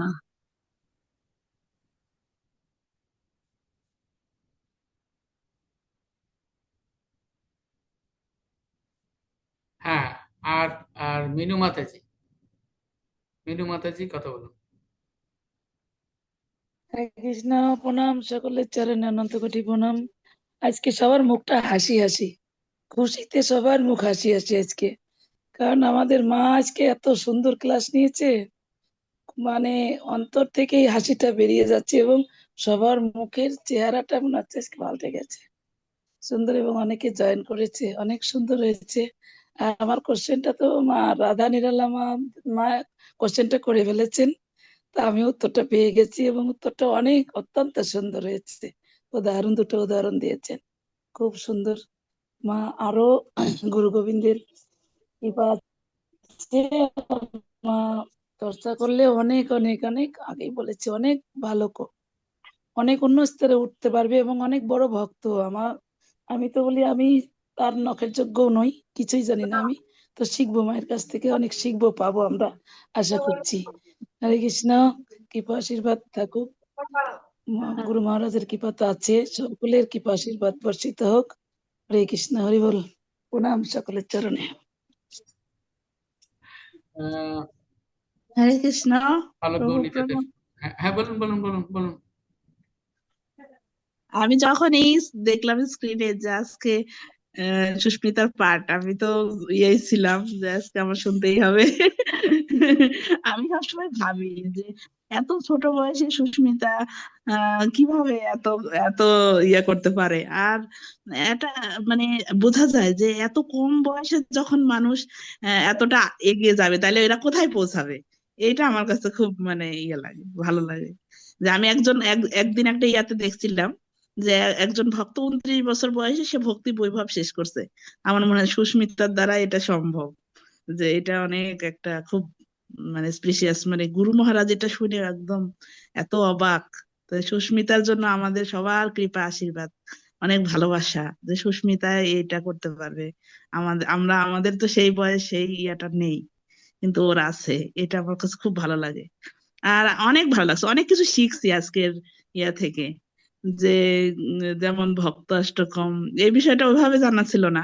জানতাম যে এখানে এইগুলো ভক্তের গুণাবলী, কিন্তু এটা যে এইভাবে সংজ্ঞায়িত করা যায় বা এরকম চিন্তা করিনি। ভালো লাগছে, অনেক বিষয় আজকে নতুন নতুন ভাবে চিন্তা করলাম। সুস্মিতাকে অনেক অনেক ধন্যবাদ এত সমৃদ্ধ একটা ক্লাস পরিবেশন করার জন্য। ভালোবাসা রইলো অনেক। হরি বল। আলোক গৌণিতা দাস প্রভু। হরে কৃষ্ণ, প্রণাম। হ্যালো। প্রণাম। সুস্মিতা ওর আগের নাম, আগে মাতাজি বলছিল। তো যেহেতু সুশোভিনী তুঙ্গবিদ্যা দেবীদাসী, ও অনেক ভালো সুহাসিনী। বলে। সুভাষিনী তুঙ্গবিদ্যা দেবীদাসী, ও অনেক ভালো বলে। তো আমাদের স্নেহেরও, সেজন্য ওর জন্য আশীর্বাদ, আর আশীর্বাদ আছে ওর জন্য সবসময়। আর সামনাসামনি এত প্রশংসা, আজকে মাতাজিরা যে প্রশংসা করে